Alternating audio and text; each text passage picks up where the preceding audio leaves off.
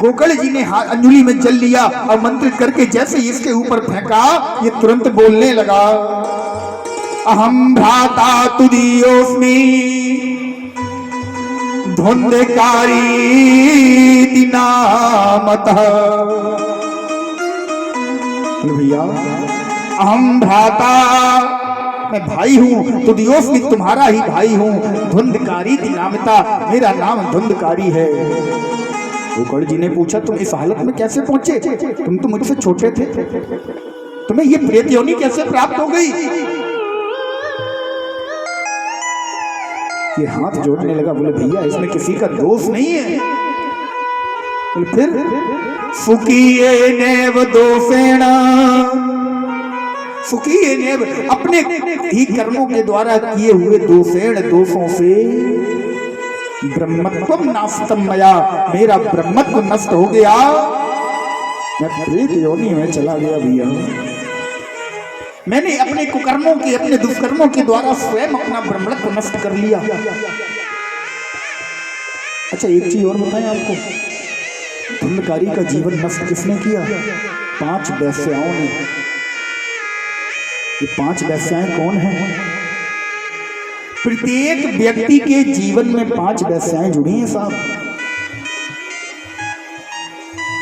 कौन है? धर्म के मार्ग पर जो भी व्यक्ति चल रहा है,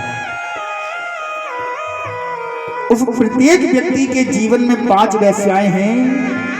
पहली वेश्या है काम, दूसरी क्रोध, मद, लोभ और मोह। ये 5 वेश्याएं हम सभी के जीवन में हमारे साथ चल रही हैं। निर्भर हम पर करता है कि हम अगर गोकर्ण बनकर चलेंगे, अगर सत्संग का सहारा लेते रहेंगे, तो ये वेश्याएं हमारा कुछ बिगाड़ नहीं पाएंगे। और जिस दिन हम धुंधकारी बन गए, जिस दिन हम कुसंग में पड़ गए, ये वेश्याएं हमारे ऊपर हावी हो जाएंगी और एक दिन हमें खत्म कर देंगी। काम, क्रोध, लोभ, मोह और मद, 5 वेश्याओं से अगर बचना है ना, तो गोकर्ण जी की तरफ सत्संग में, ये नहीं कहता पूरा जीवन सत्संग में बिता दो, नहीं, सत्संग का सहारा लेते रहो। इसीलिए कथाओं के आयोजन बार बार हर जगह करवाए जा रहे हैं, इसीलिए कथाएं बार बार होती हैं कि समाज पर सत्संग का कुछ तो असर चढ़े। महाराज आज गोकर्ण जी के सामने ये हाथ जोड़कर रोने लगा धुंधकारी, बोले भैया किसी भी प्रकार से मेरी मुक्ति करवा दो। गोकर्ण जी ने कहा कोई बात नहीं, तुम अगर प्रेत योनि में चले गए हो तो मेरे पास एक बहुत सुंदर उपाय है। बोले क्या? गया श्राद्धे सतनापी, देखिए धुंधकारी, मैं तुम्हारे लिए गया जी में जाकर पिंडदान कर देता हूँ, श्राद्ध करवा देता हूँ। बोले भैया नहीं, मेरे कुकर्म इतने ज्यादा थे कि गया में श्राद्ध करने से मेरी मुक्ति ना होगी भैया।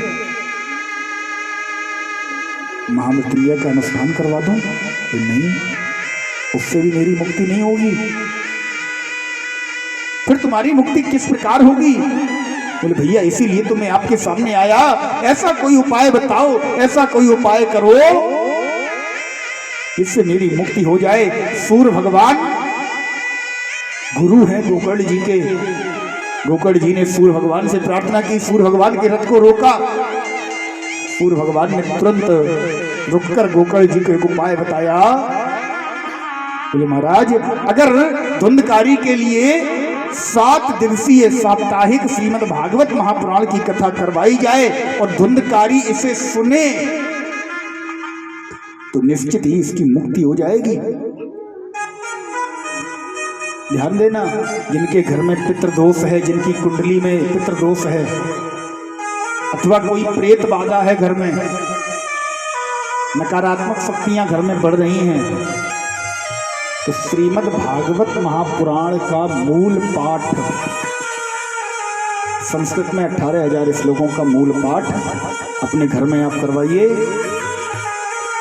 पितृदोष का इससे बड़ा कोई उपाय नहीं है। अन्य कोई भी उपाय आपको बताए, किसी से भी पितृदोष खत्म नहीं होगा। और कुंडली में अगर एक बार पितृदोष लग गया तो महाराज राजा से रंक बनाने की ताकत केवल पितृदोष में है। पितरों को संतुष्ट करने के लिए श्रीमद् भागवत महापुराण की केवल कथा है। पितरों के निमित्त श्रीमद् भागवत महापुराण की कथा आप नहीं करवा सकते, बड़ा आयोजन है, कोई बात नहीं, घर में मूल पाठ करवाइए। मूल पाठ नहीं करवा सकते तो महाराज सामूहिक अनुष्ठानों में बढ़ चढ़कर हिस्सा लीजिए अपने पितरों के निमित्त, क्योंकि पितरों को संतुष्ट करने का केवल एक ही उपाय है।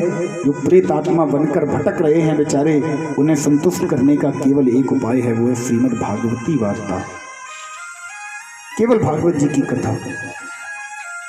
महाराज गोकर्ण जी ने सूर्यदेव से पूछा, प्रभु ये बात तो ठीक है लेकिन धुंधकारी कथा सुनेगा कैसे, ये तो प्रेत है। बोले एक काम करो, एक 7 गांठ का बांस ले आओ, उसमें काला झंडा लगाएं, उसी पर आमंत्रित करके धुंधकारी को बैठाया जाए। कल से यहां पर भी धुंधकारी कथा सुनेगा। परीक्षित जी आपकी जिम्मेदारी है बांस में काला झंडा लगाने की।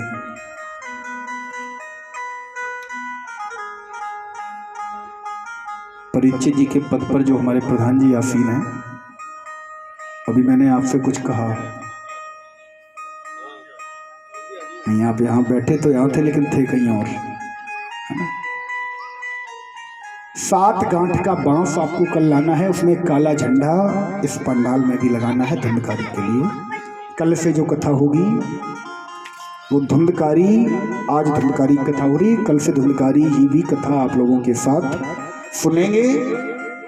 और जिन्हें भी अपने पितरों के निमित्त, अपने पितरों को विचार हो मन में कि मुझे अपने पितरों को कथा सुनानी है, उसी झंडे पर उनके पितरों के निमित्त पूजन होकर उनके पितर भी यहाँ उपस्थित होकर कथा सुन सकते हैं। महाराज क्योंकि पितरों को संतुष्ट करने वाली केवल श्रीमद् भागवत महापुराण की कथा है, पितरों को मोक्ष देने वाली केवल श्रीमद् भागवत महापुराण की कथा है। अन्य कोई कथा, अन्य कोई उपाय पितरों को मोक्ष नहीं दे सकता। हाँ, गया श्राद्ध की बात अलग है। महाराज धुंधकारी का अभिमंत्रण 7 गांठ के बांस पर किया गया। 7 गांठ के बांस पर धुंधकारी बैठा। पहले दिन की कथा हुई। पहले दिन की कथा में महाराज कथा के प्रभाव से 7 गांठ के बांस में से पहली गांठ फट गई। द्वितीयं च तथा सायं द्वितीय ग्रंथि विवेदनम। दूसरे दिन की संध्या में आरती के पश्चात दूसरी गांठ, तीसरे दिन में तीसरी, चौथे दिन में चौथी, 5वें में 5वीं, 6वें में 6वीं, 7वें में 7वीं गांठ फटी। जैसे ही महाराज 7 गांठें फटी, धुंधकारी के लिए जो बांस लगाया गया था उसका काला झंडा विलुप्त हो गया, गांठें फट गईं। जैसे ही 7वें दिन की पूर्ण आरती हुई, महाराज 7वें दिन की कथा विराम की आरती हुई, धुंधकारी दिव्य कुंडल रूप धरो पीत बासो तिलोचना। धुंधकारी पीतांबरधारी स्वरूप लेकर दिव्य कुंडल, मकराकत कुंडल, हमारे माधव के, हमारे नारायण के कुंडल धुंधकारी के कानों में पड़े हैं। उनका पीतांबर धुंधकारी के वक्ष स्थल पर सुशोभित हो रहा है। भगवान ने अपना स्वरूप प्रदान कर दिया धुंधकारी को। धुंधकारी प्रकट हो गया, मोक्ष हो गया इसका। भगवान ने अपना विमान भेजा, भगवान के पार्षद आए धुंधकारी को लेने के लिए। धुंधकारी विमान में चढ़ा और महाराज एक ही बात कह रहा है, हाथ जोड़कर श्रीमद् भागवत महापुराण से, धन्या भागवती वार्ता प्रेत पीड़ा विनाशिनी। धन्य धन्या भागवती वार्ता प्रेत पीड़ा विनाशिनी। धन्य है श्रीमद् भागवत जी की कथा, जो महाराज मनुष्य तो छोड़ो प्रेतों की भी पीड़ा का नाश करने वाली है। ऐसी श्रीमद् भागवत महापुराण की पावन कथा को श्रवण करने का सौभाग्य आप सभी को प्राप्त हो रहा है। और बिहारी जी की कृपा से माध्यम बनी हमारी ये बहन, जिसने हमें दूसरी बार इस हरियाणा प्रांत में बुलाया। हमारे ब्रज में एक संत ने भाव लिखा है, बड़ा सुंदर है। हरि की कथा कराने वाले, हरि की कथा, एक बात और बताएं आपको, भगवान की कथा या भगवान की कोई भी पूजा आप तब तक नहीं कर सकते जब तक उनकी कृपा आप पर ना हो। हम आप लोगों को जानते भी नहीं थे, फिर भी इस बिहारी ने, इस माधव ने विचार किया, माध्यम इस बहन को बनाया, लाके बिठा दिया आपके सम्मुख। माध्यम जो बनता है ना महाराज, बड़ी कृपा होती है उसके ऊपर। हमारे गुरुदेव संत भगवान आश्रम में गाते हैं,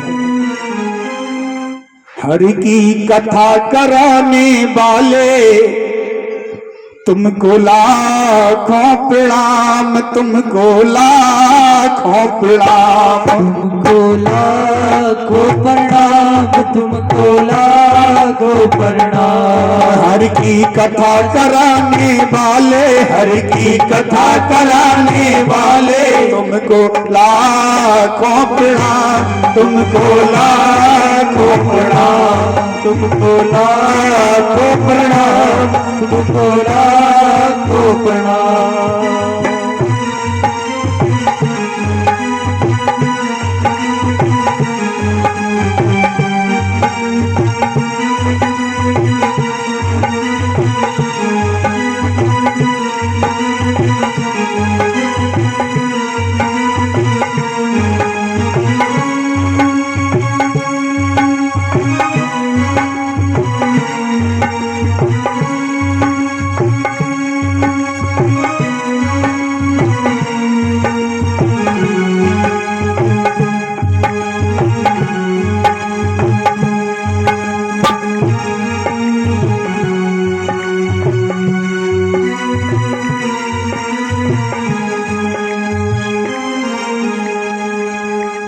क्यों प्रणाम?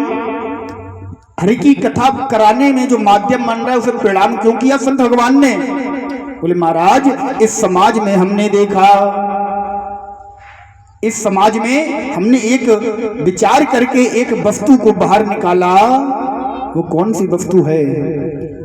कि पी रहे जो विष का प्याला, जा रहे बोयम के गाला, पी रहे जो विष का प्याला। ये विष क्या है? ये विष केवल हमारे आसपास, हमारे समाज में फैली हुई कुरीतियां हैं, जिनका सेवन, जिनका पान हम आप दिन रात कर रहे हैं।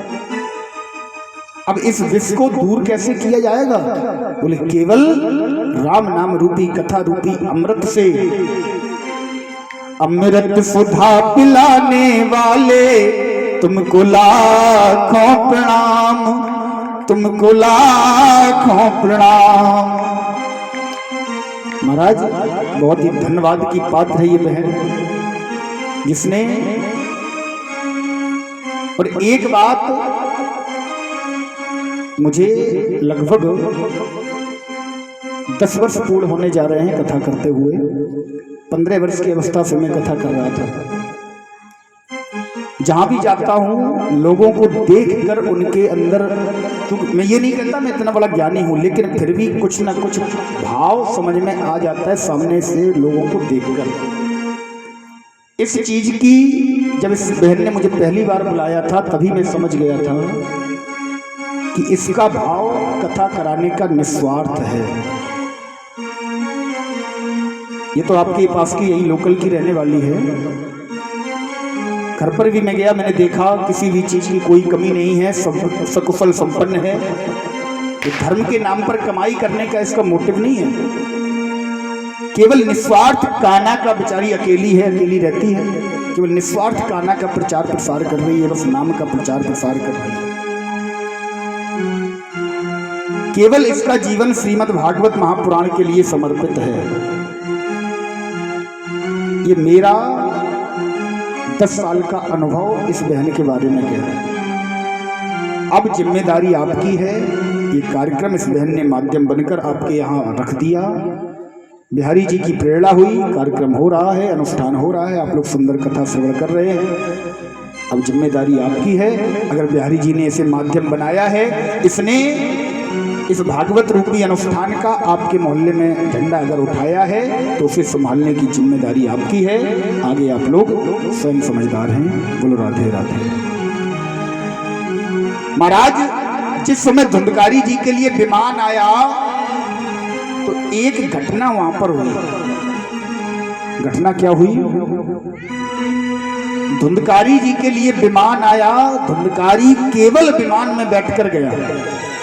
कथा तो अन्य लोग भी सुन रहे थे, समाज पूरा जुड़ा हुआ था। अभी यहां पर आप लोग कथा सुन रहे हैं। 7 दिन कथा होने के बाद एक विमान आए, प्रभु का विमान आए, और उस विमान में कोई एक व्यक्ति बैठकर चला जाए तो महाराज आपको कैसा लगेगा? 1 किलो खून सूख जाएगा तुरंत। हाँ, तुरंत सूख जाएगा। बोले महाराज कथा तो हमने भी सुनी, विमान केवल इसके लिए, हमारे लिए क्यों नहीं आया? उसका कारण है, एक बात पर विचार कीजिए आप लोग। 2 व्यक्ति एक साथ एक जगह बैठे हैं, एक वास्तविकता में बीमार है और एक बीमार होने का नाटक कर रहा है। दोनों को एक ही डॉक्टर पर दिखाया गया, एक ही जगह से दवाई दिलाई गई। पहले सही कौन होगा? कौन सही होगा चाचा? जो बीमार है वो सही होगा।